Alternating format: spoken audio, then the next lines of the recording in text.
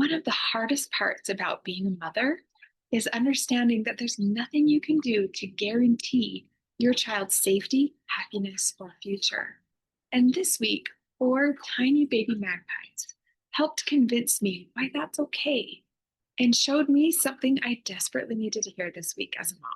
Hi, my name's Krista, and welcome to Moms Simply Thriving, a channel focused on helping busy moms thrive daily with greater ease and less effort.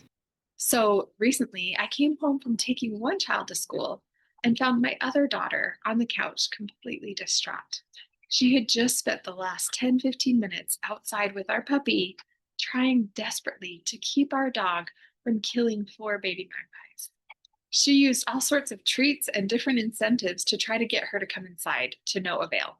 Well, after calming her down and soothing her and making sure my dog was contained, I went outside to inspect the damage.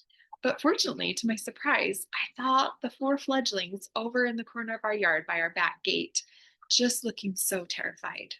But they were safe and alive. I was relieved. So I was trying to figure out what the best thing to do for them was. And after thinking about it and researching, I decided that probably the best thing is that they get out of our yard. Because right now they're trapped in our yard, and every time our dog comes out, they're going to be in danger. And so I decided that I could open our back gate and help convince them that they should go through it. But at the same time, I felt really nervous about that choice because I didn't know if they would be okay. We have dogs in every home in our neighborhood. And so I was worried that, oh, if I let them out there in the big bad world, they're just going to get eaten or they'll be in more danger. But after thinking about it some more, I understood that there was nothing that I could do to guarantee that nothing was going to happen to them. And I had to just turn them over to their parents who were standing by, watching carefully, chirping loudly, trying to keep them safe. And I just had to trust in the process of nature and life and recognize that it wasn't my responsibility to make sure that they were safe. This experience taught me two really profound lessons as a mother. Number one, I had such a strong desire to do what was best for these fledglings. Likewise, I have such a strong desire to do what's best for my own children. But understandably, I didn't know what was best. And likewise, for our own children, sometimes we just don't know what is best for them. We can't manufacture certainty, even though we may try. We want to know for sure what's best, but there's really no way of knowing. And so it requires that we really learn to trust what our hearts are telling us and let that be good enough. Okay, the number two lesson I learned was this. With these little fledglings, I desperately wanted to rescue them and keep them safe from anything bad happening to them.